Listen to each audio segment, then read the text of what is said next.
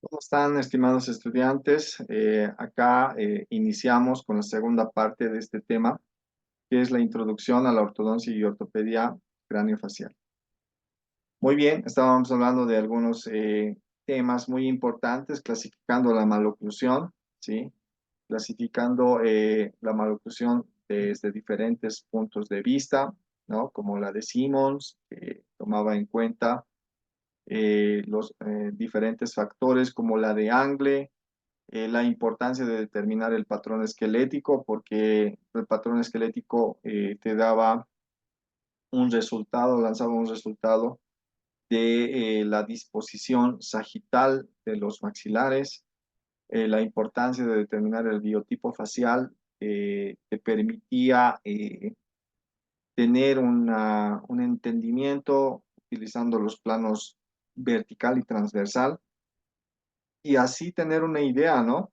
De la influencia de los maxilares para poder entender la disposición de los dientes.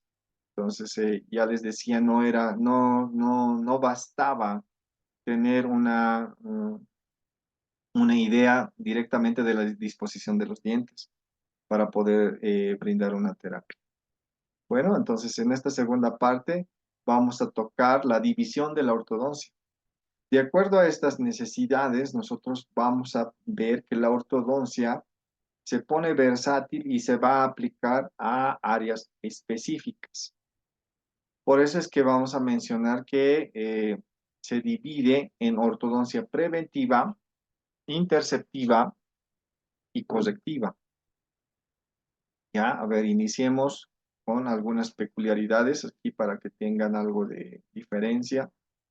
Eh, Son específicos los aparatos que vamos a ver en una ortodoncia preventiva, en una interceptiva y la correctiva.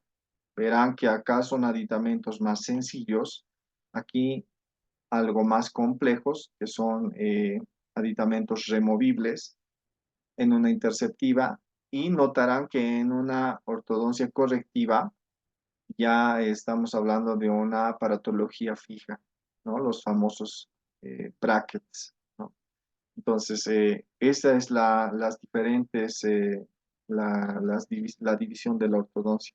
Esto también, sus indicaciones son distintas, entonces vayamos a ver estos aspectos. En la ortodoncia preventiva, ¿no? Prevenir es un gran desafío que tenemos en diferentes patologías en la odontología, para lo cual tenemos que estar entrenados eh, en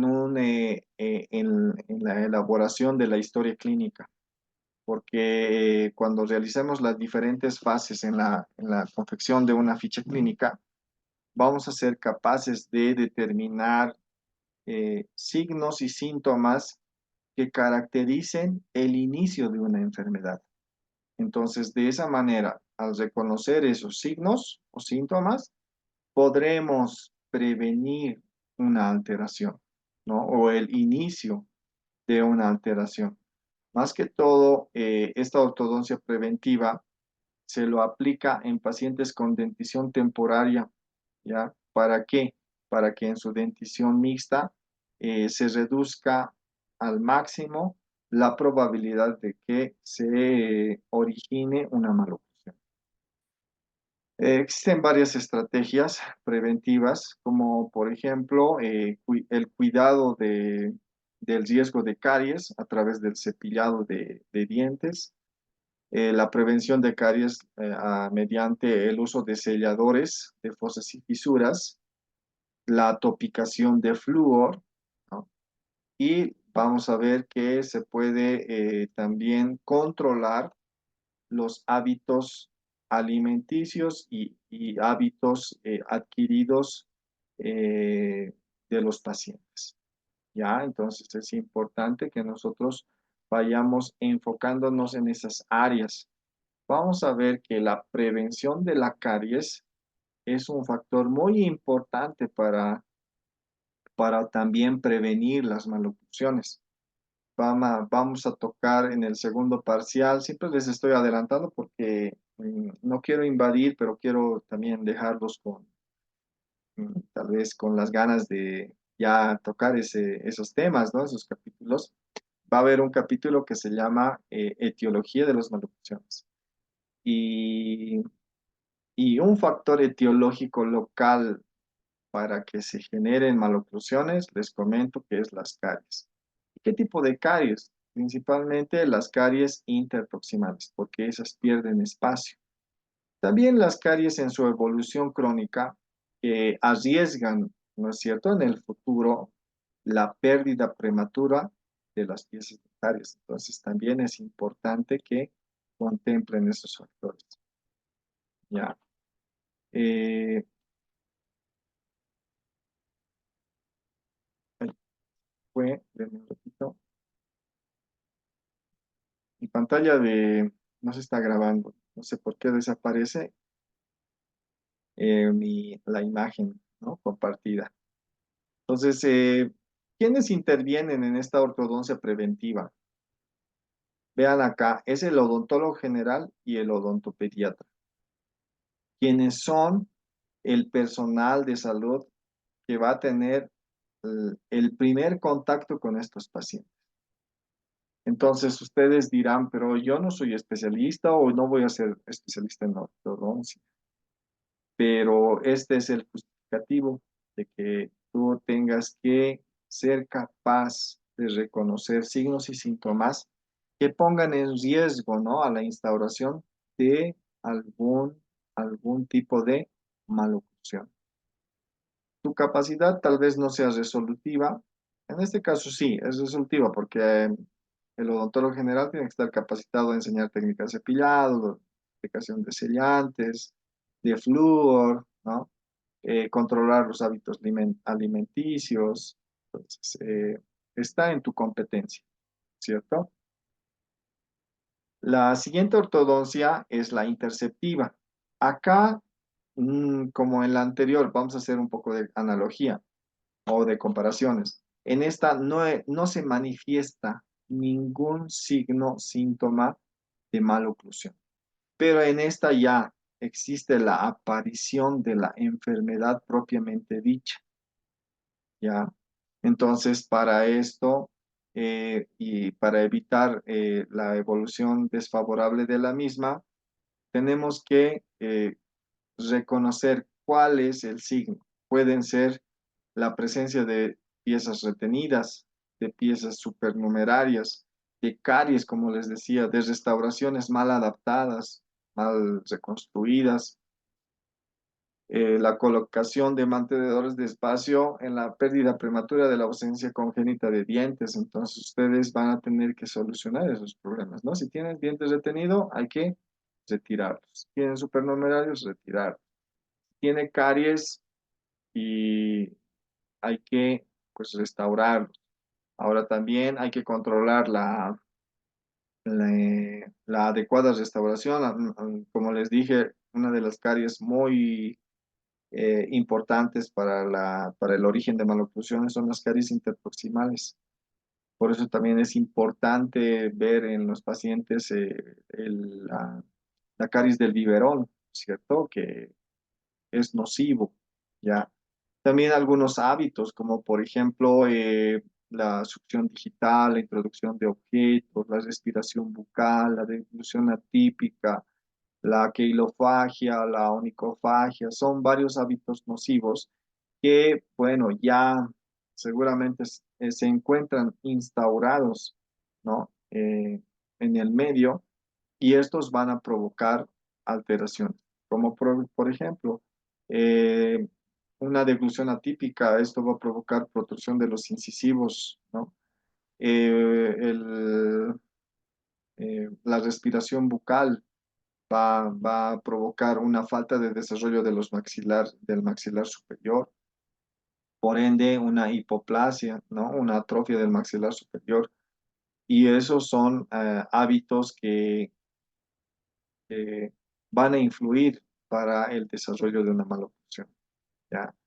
Si ustedes notan ya algunas alteraciones como mordidas abiertas, mordidas profundas, mordidas cruzadas, es el momento de aplicar alguna estrategia, tal vez ortopédica, para poder mejorar las condiciones.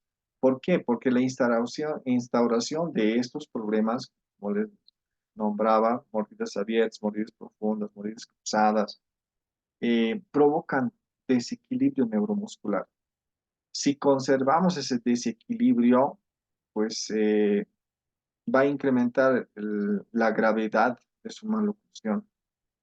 Eh, Vean ustedes que al inicio pueden tener tal vez el inicio de la aparición de una maloclusión que, como les decía hace un momento, puede tener una característica de ser un problema dentoalveolar, pero si es que nosotros no tratamos, no quitamos tempranamente estas alteraciones, van a provocar un desequilibrio neuromuscular, el cual va a permitir que evolucione este problema dentoalveolar a un problema esquelético. Y eso es más grave. Y la preocupación de un ortodoncista es esa. Personalmente, yo pienso siempre en reconocer, ¿no? La patología que tiene para poder buscar una terapia que permita detener la evolución y el progreso de esa malnutrición. ¿Para qué? Para que la ortodoncia, la siguiente ortodoncia que viene, sea accesible, ¿no? La solución sea más atraumática, que tenga poco tiempo, que no necesite muchos aditamentos. Entonces, ahí hablamos ya de la siguiente ortodoncia, ¿no es cierto? Pero miren, hay diferentes factores, como eliminar los frenillos. A veces existen fibrosamiento de algunos frenillos que hasta te provocan, ¿no? Diastemas, algunas desarmonías de tamaño y forma de los dientes. Van a haber muchas veces factores como dientes fusionados, van a encontrar dientes microdónticos, macrodónticos, eh, y esas van a ser factores etiológicos, ¿no? Para instaurar una maloclusión. También algunos trastornos, como les decía, neuromusculares, como la hipotonía labial, la deglución atípica, la protrusión lingual, la deglución atípica, como les decía, va a provocar, ¿no? Algunos desplazamientos, tanto dentoalveolares como también pueden ser maxilares. La detección del tratamiento de enfermedades sistémicas, como por ejemplo la desnutrición, la vitaminosis, que son factores muy importantes, ¿no? La anemia misma puede provocar algunas alteraciones, ¿no? A nivel eh, dentomaxilar, ¿sí? La detección de tratamientos de enfermedades, trastornos, eh, tal vez como las alergias, la anemia, como les decía, la detección de el funcionamiento anormal de glándulas de secreción interna, como glándulas endocrinas, tiroides, es importante, ¿no? Reconocer esos factores sistémicos porque van a influir en el crecimiento y desarrollo de los pacientes. Ya les dije también que esta ortodoncia interceptiva se va a aplicar más que todo en una edad de dentición mixta.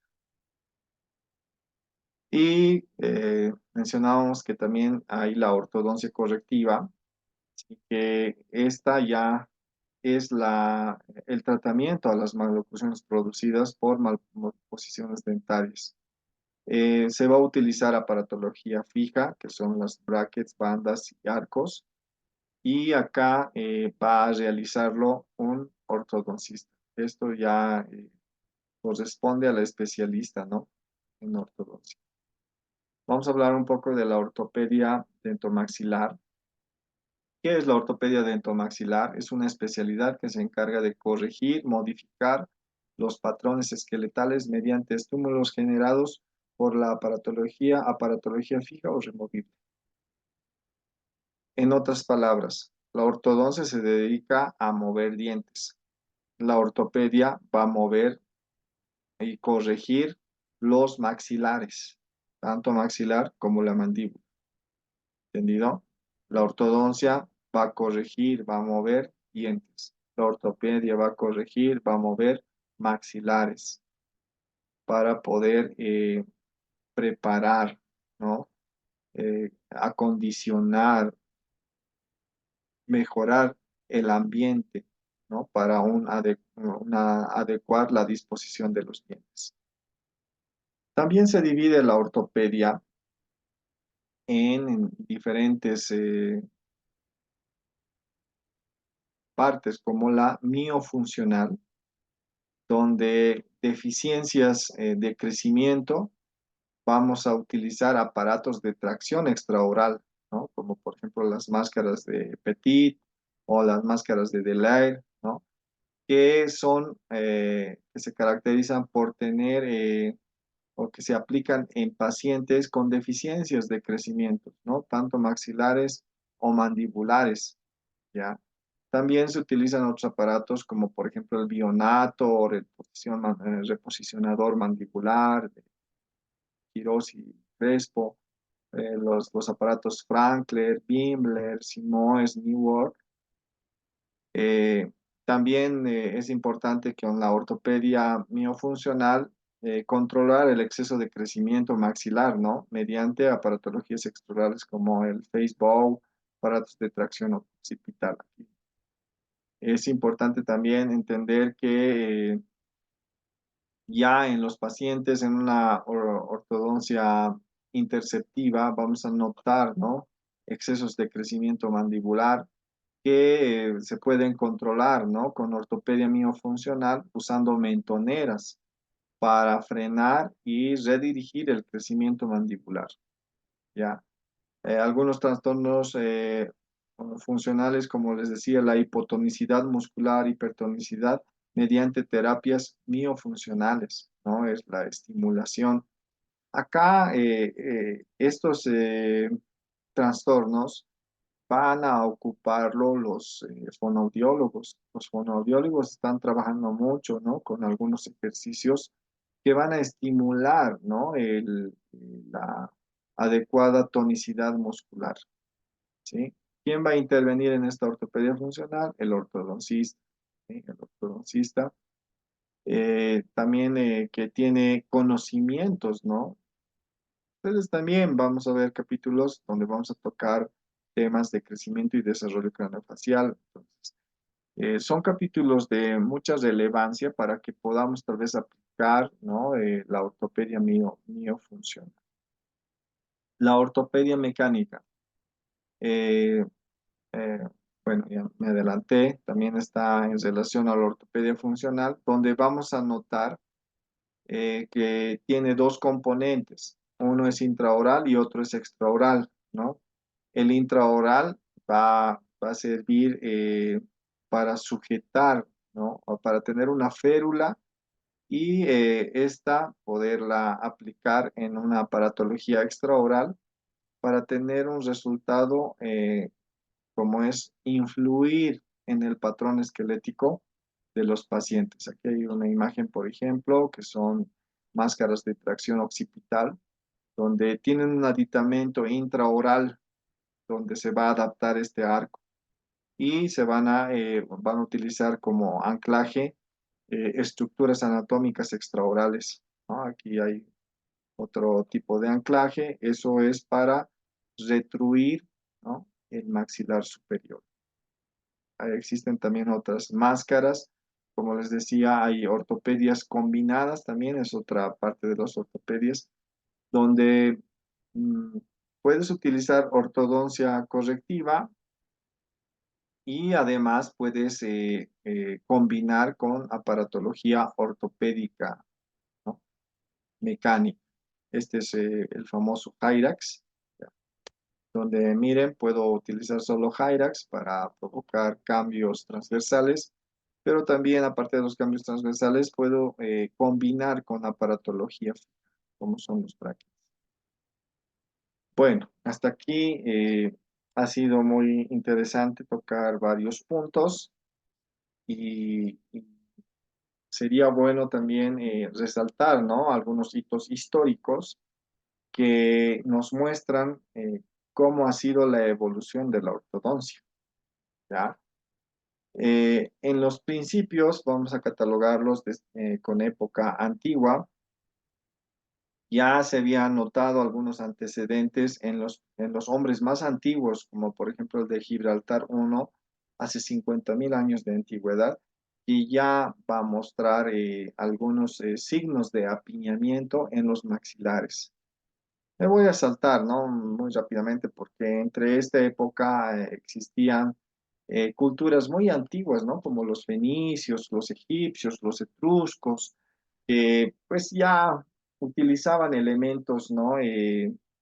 Aparatos, diríamos, que van a ir orientados a la solución de algunas maloclusiones, porque ya un problema en su inicio fue, detectar, ¿no? Malposiciones. Entonces, la primera alteración que, aparte de la caries que reconocieron, fue malposiciones. Entonces, elaboraron algunas aditamentos, ¿sí? Compuestas de metales preciosos, que básicamente tal vez utilizaba el oro. Ya se discutió, ¿no? En, eh, en, en las culturas tal vez egipcias, ¿no? Que pues mostraron, ¿no? Estas pruebas. Eh, Más adelante ya existía también el oscurantismo, ¿no? Donde pues aquellas personas que se ocupaban de generar conocimientos eran considerados brujos, ¿no? Entonces la Iglesia Católica era celosa en eso y pues hasta los mataban. Entonces ha llegado un momento donde ya se escondían, ¿no? Estos investigadores, diríamos, de esa época.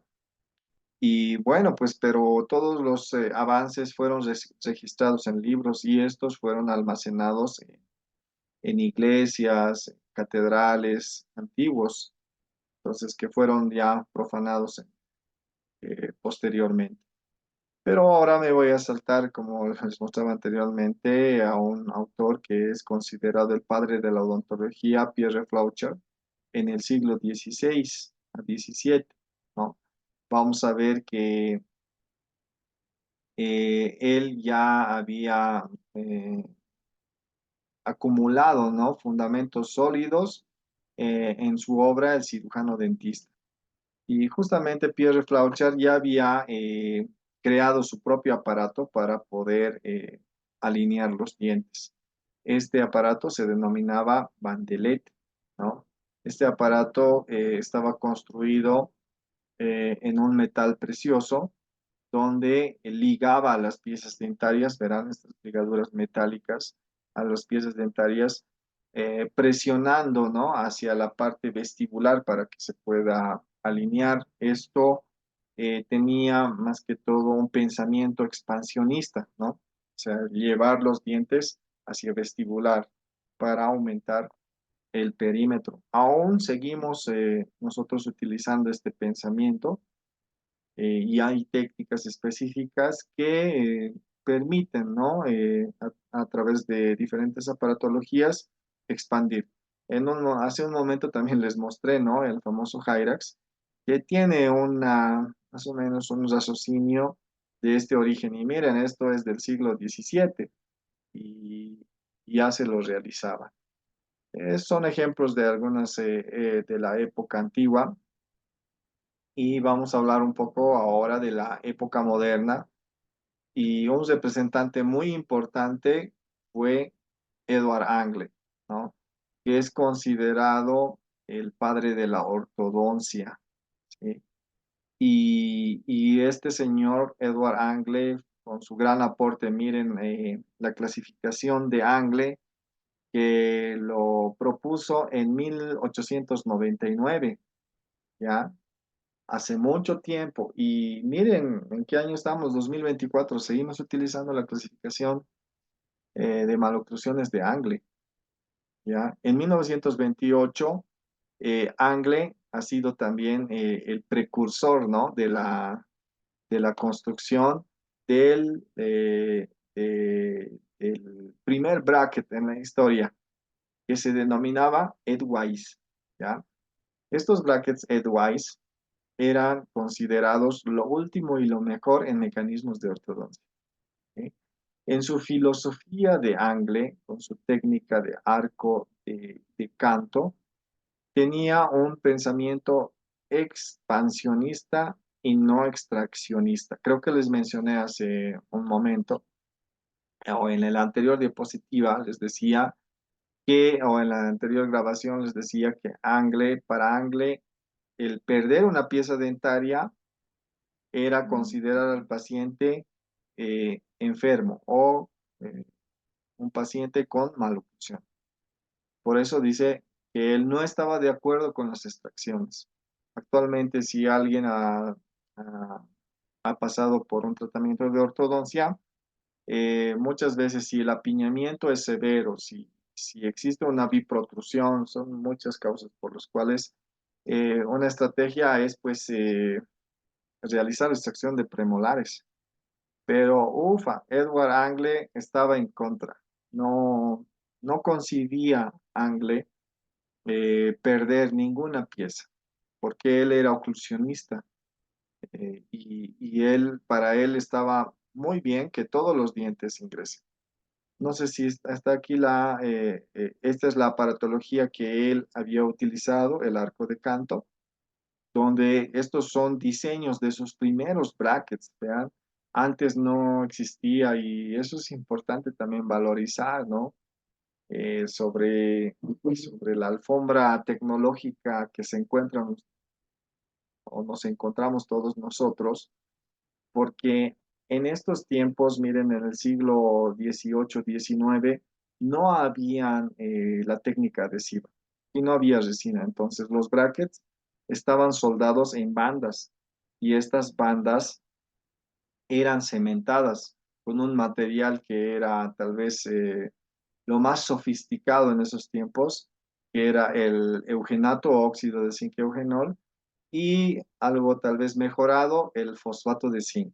Tal vez algunos de ustedes ya ni conocen, ¿no? Esos materiales, porque durante muchos años nosotros hemos utilizado, ¿no? Como bases cavitarias, como cementos materiales de cementación de prótesis, como coronas, tal vez puentes, pero en estos tiempos se utilizaba, ¿no?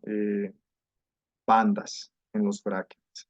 Entonces, miren, además, una característica de los brackets Edgewise eran de que estos brackets no tenían prescripción, no tenían información.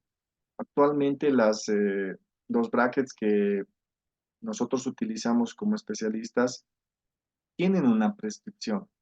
Todos los brackets parecen lo mismo, pero nosotros determinamos qué prescripción tienen. O sea, es una prescripción MBT, ROT, NANDA, Damon, y ahí se va a ir a contemplar, ¿no? Un avance, una evolución que nos permitió conocer en la edad contemporánea varios autores, como fue Andrews, ¿no? Andrews, ya recuerdan que él hizo un estudio en 120 pacientes para determinar las características ideales de una oclusión.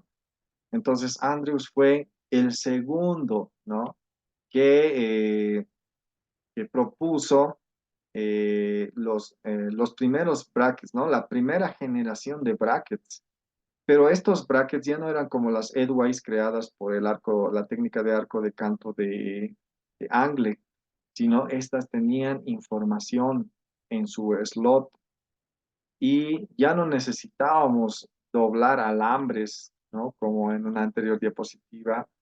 Y eso también es un hito, ¿no? La evolución de los materiales, aparte de la técnica adhesiva, también la fabricación de brackets ya con prescripción con información, eh, la, la, eh, la creación de los arcos súper flexibles como los de Nitti, que también ahí tiene mucho que ver, ¿no? La fabricación eh, ya la creación de los arcos de Nitti, que puedo mencionar a Burston, ¿sí? No sé si la puse en esta lista, Burston, que creó también la aleación de los TMA o CNA, ¿sí? Adicionaba al NITI un componente más como el molibdeno. Entonces, bueno, pues, es una gran travesía, ¿no? Aquí no estoy poniendo el nombre de Riquet, por ejemplo, que es el padre de la ortodoncia digitalizada, donde pues él ha utilizado las teleradiografías laterales para poder eh, utilizarlas, procesarlas a través de la bioestadística y sacar parámetros de normalidad. Por eso es que conocemos algunos resultados bioestadísticos como las desviaciones estándar, las normas, y ustedes van a conocer la cefalometría de Rickett, ¿no es cierto?, en sus 32 factores, que fue un gran avance. Además, me podría mencionar también que Rickett ha, ha estudiado por la necesidad ingeniería metalúrgica. Él ha creado sus propios arcos, ha creado sus propios brackets, ha creado su propia filosofía, ¿no? Y les hablaba que Andrews era el que ha iniciado con los brackets de primera generación que tenían prescripción y luego fue mejorado por Roth, ¿no? De acuerdo a las deficiencias que tenía Andrews. Y bueno, pues los brackets de tercera generación fueron las de MBT, donde Richard McLaughlin, John Bennett y Hugo Trevisi trabajaron, ¿no? En los brackets. Y aún así, algo que tal vez aún sigue siendo tecnología, la técnica Damon con los brackets de autoligado, realmente fue en esta época contemporánea que yo me formé y ya conté con toda esta tecnología, ¿no? Por eso los ortodoncistas de una anterior generación, pues se, se jactaban, ¿no? De que ellos hacían verdadera ortodoncia porque ellos es que configuraban sus arcos, hacían dobleces de primero, segundo, tercer orden. Bueno, era algo complejo la ortodoncia, ¿no? En su diagnóstico, porque carecían también de algunas herramientas que ahora, por ejemplo, contamos. Y un aporte importante en el diagnóstico les dije que era ya la evolución en el estudio, no solamente unidireccional, sino tridimensional de los pacientes. Y ahí rescato, ¿no? La evolución de la filosofía de Robert Roth, que, que pues él ha incorporado, ¿no? El uso del articulador semiajustable en la ortodoncia. Estos días veía gratamente, ¿no? A los estudiantes de odontología, creo que de su curso mismo de cuarto año, manejando los articuladores semiajustables, ¿no? Qué bueno que se esté manejando porque esa es ya la época contemporánea, no ni siquiera es la época eh, del futuro, la más actual. Ya vamos a ver que la evolución tecnológica en ortodoncia y ortopedia va más allá, ¿no? Porque la ortodoncia, por ejemplo, ya vamos a encontrar y vamos a ser capaces de determinar, ¿no? Indicaciones y contraindicaciones de la ortodoncia, ¿ya? Algunas indicaciones, ¿no? Y ya ustedes habrán visto en todas las diapositivas anteriores, es solucionar problemas dentalveolares. También solucionar problemas, estos dentalveolares esqueléticos que han influido en la parte estética y así mejorarlos. También pienso en la parte psicológica, no hay que descartarlo, ya que una mala oclusión te provoca un aislamiento, ¿no? De tu entorno social. Entonces va de la mano de tu autoestima. Entonces es importante la labor que tiene la ortodoncia y la ortopedia para poder mejorar estas condiciones. Hay varias contraindicaciones, como también habíamos mencionado, ¿no? Pero como cualquier otra especialidad, una de las principales contraindicaciones es la mala higiene. Entonces hay que contemplar, un periodoncista decía, no pueden colocar brackets a cualquier paciente, ¿sí? Este paciente tiene que merecerlo y tiene que demostrar con su nivel de higiene, ¿ya? Y bueno, me hizo reflexionar porque sí, la ortodoncia está contraindicada en pacientes con compromiso periodontal o en pacientes con enfermedad periodontal.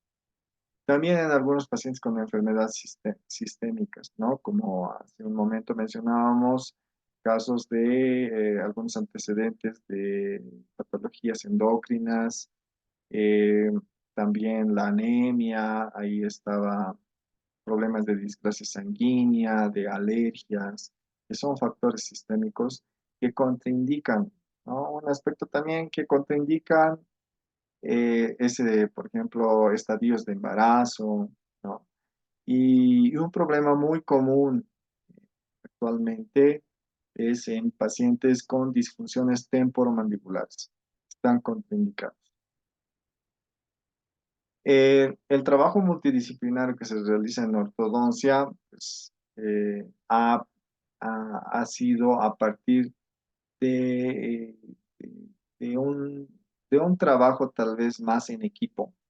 Por eso es importante que nos formemos como profesionales, ya no todólogos, sino que seamos capaces de trabajar en equipo, ¿no? Por ejemplo, nosotros como ortodoncistas requerimos, ¿no? La intervención de periodoncistas, requerimos, como les dije, el primero que se contacta con el paciente son los odontopediatras. Necesitamos criterios de rehabilitación oral, necesitamos intervención de fonoaudiólogos, y etcétera. También ahí están metidos, ¿no? Los laboratoristas dentales, el cual nos va a permitir llegar a mejores condiciones, ¿no? De trabajo. No somos todólogos. Aquí también estoy olvidando mencionar a los cirujanos maxilofaciales, porque la ortodoncia, como cualquier otra disciplina, tiene sus limitaciones, ¿sí? Y una de las limitaciones es tratar a pacientes con problemas esqueléticos. Estos pacientes con problemas esqueléticos, pues no lo va a solucionar con la instalación de aparato ortopédico o con aparato ortodóntico, con frenos o con los brackets o con algunos aparatos miofuncionales, sino va a necesitar la intervención de cirugía ortognática. Es importante contemplar eso. Bueno, hasta aquí más la anterior grabación van a ser parte del primer capítulo que está iniciando en esta gestión 2024. Agradecer su atención y siempre recomendar, ¿no? Que no se conformen con estas diapositivas. Se les va a compartir bibliografía a través de PDFs. Vayan también correlacionando, ¿no? Los subtítulos e investigando por su cuenta para poder ampliar sus conocimientos. Que les vaya bien, chicos. Me despido. Hasta acá la presentación.